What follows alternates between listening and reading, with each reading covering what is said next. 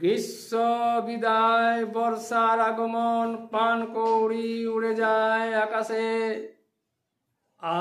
আষাঢ় কি তাই বলে, মেঘলা বাতাস, ছোট্ট পাখির ডাক, কোকিল দূরে ডাকে সূর্য উদয় কালে। বকগুলি আকাশে ভাসে, মোরগের ডাক শোনা যায় সূর্য উদয় কালে। সূর্য উদয় দেয় না হতে, বাদল আছে ছে।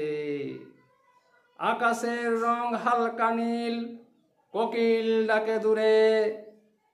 ফ্যানের শব্দ তখনও আসে ঘরে।